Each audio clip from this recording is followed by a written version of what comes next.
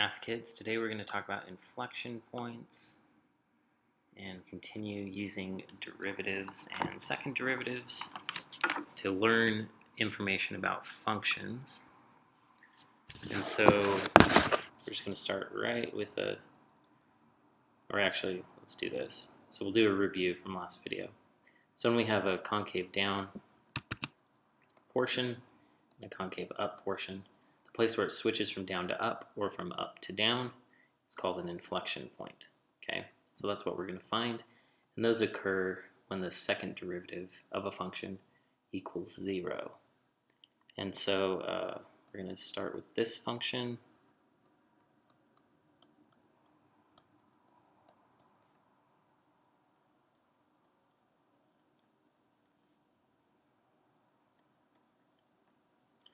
And it says find and classify all points where f of x equals 0.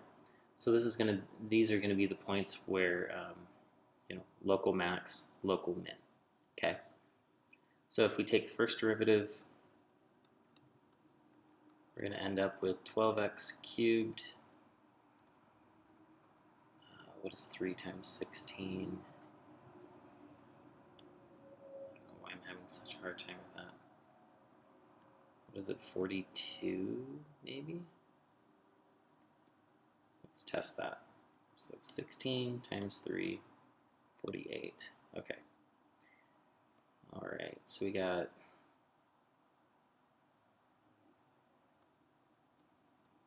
minus 48x squared plus 48x. Then our constant goes away. Okay. Now, so it's x cubed. Okay, from here we can factor out a 12 and an x.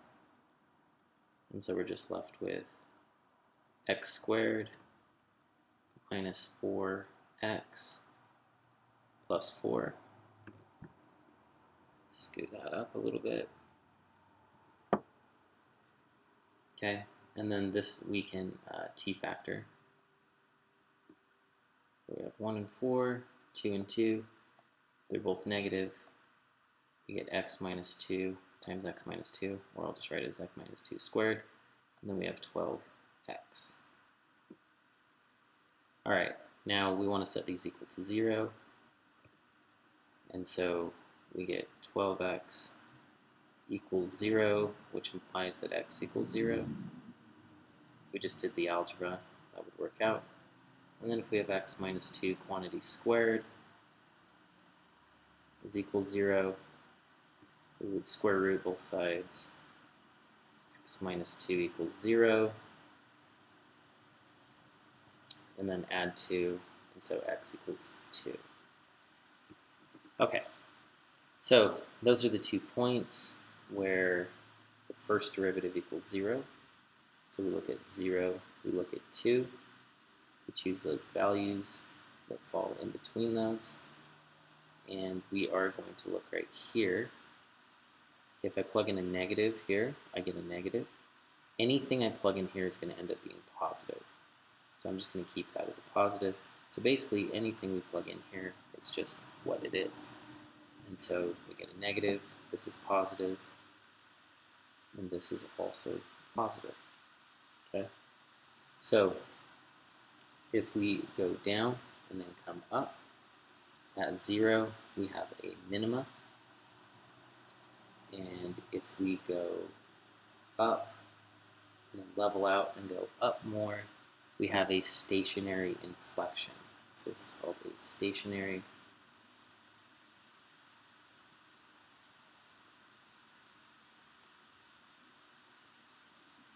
Okay, so that answers part A. Part B says find and classify all points of inflection. So what we need to do is we need to take the derivative again right here. And so we get 36x squared minus 96x plus 48.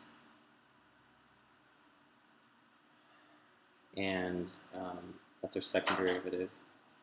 And we want to see where that equals 0. So once again, we're going to factor stuff out.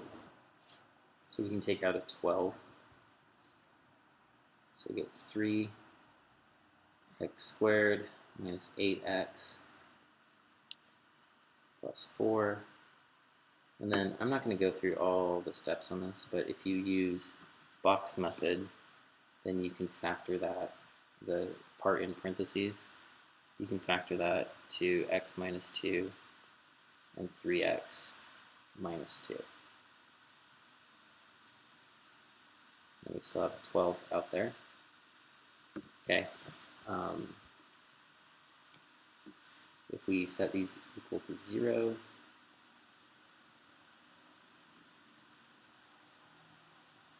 this one becomes x equals 2 when we solve it. This would be 3x equals 2 divided by 3, so x equals 2/3. Okay, just like with the first derivative, we're going to look at second derivative, and we have 2/3 and 2,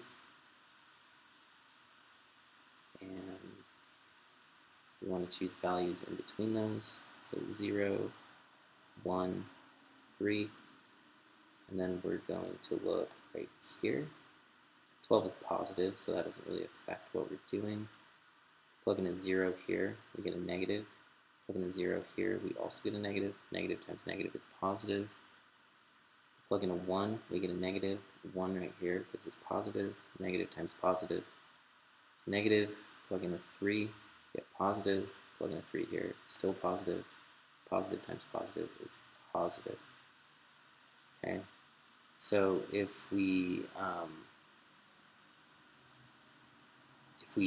actually change, if we change concavity,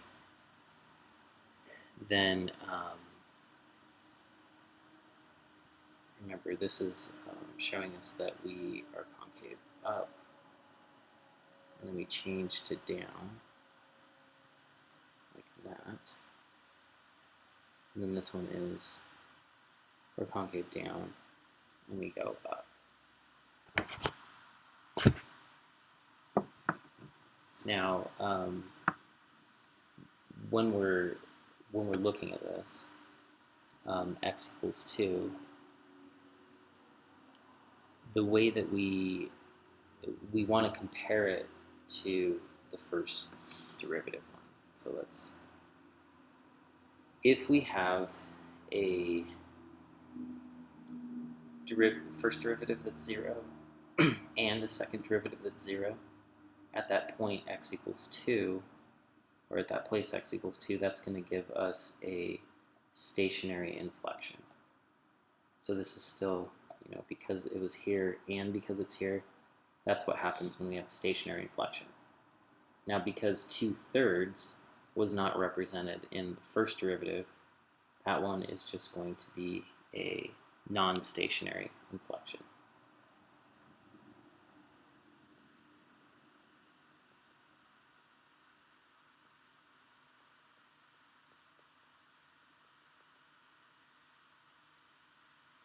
Okay, now something that I forgot to do, we need to turn all these into actual points, like x comma y values.